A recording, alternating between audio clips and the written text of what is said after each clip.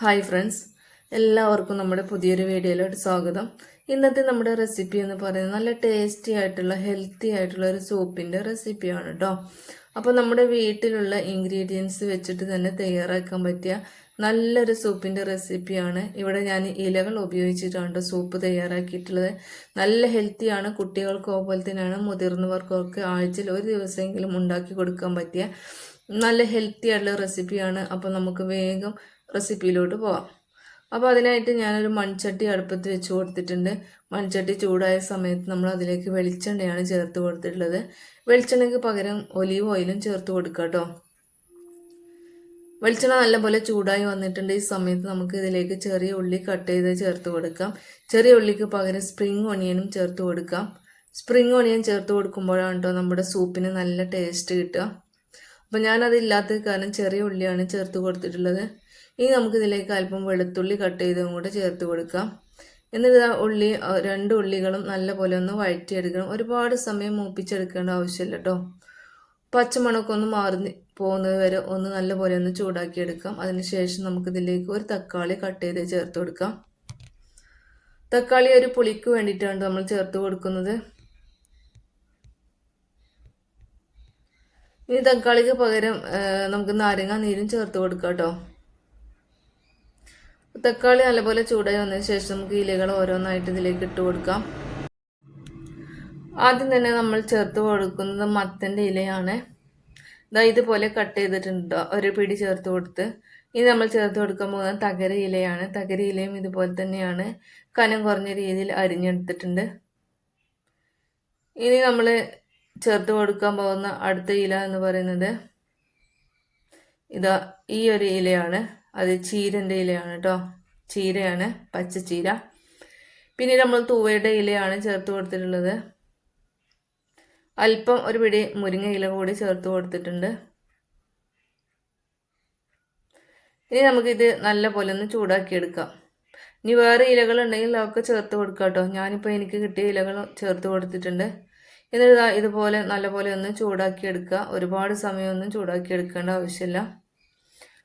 എന്നിട്ട് നമുക്ക് ഇതിലേക്ക് ആവശ്യത്തിലുള്ള ഉപ്പ് ചേർത്ത് കൊടുക്കാം. ഉപ്പ് ചേർത്ത് കൊടുത്തതിന് ശേഷം നമുക്ക് ഇത് കുടിക്കാൻ ആവശ്യമുള്ള വെള്ളം ചേർത്ത് കൊടുക്കണം. അപ്പോൾ വെള്ളത്തിൻ്റെ അളവ് എന്ന് പറയുന്നത് ആൾക്കനുസരിച്ച് ചേർത്ത് കൊടുക്കുക കേട്ടോ.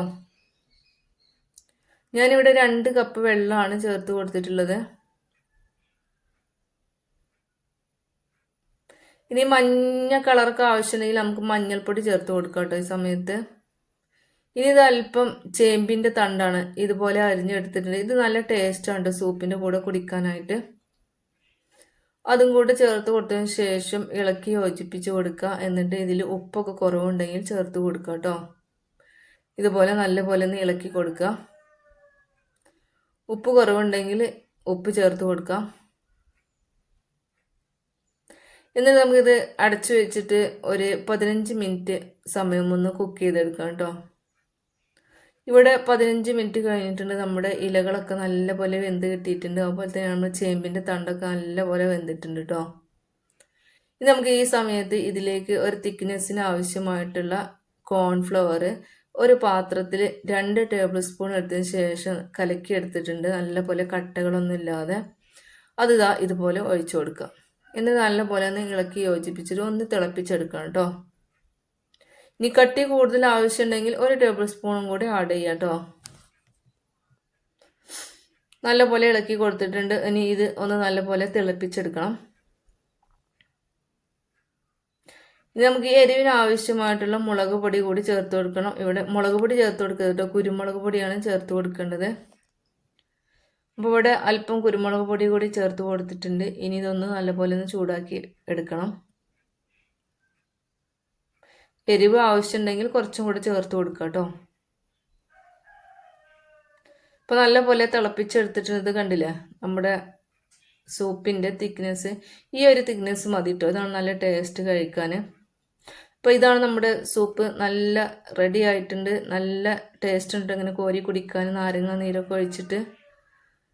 അപ്പോൾ നല്ല ഹെൽത്തി ഉള്ള റെസിപ്പിയാണ്. വീഡിയോ ഇഷ്ടപ്പെട്ട് കഴിഞ്ഞാൽ ചാനലൊന്ന് സബ്സ്ക്രൈബ് ചെയ്ത് സപ്പോർട്ട് ചെയ്യാൻ മറക്കരുത്. ഇലകളൊക്കെ കിട്ടുന്ന സമയത്ത് നിങ്ങളും ട്രൈ ചെയ്ത് നോക്കുക. കുട്ടികൾക്കൊക്കെ ഇഷ്ടപ്പെടുന്ന നല്ല റെസിപ്പിയാണ് കേട്ടത്.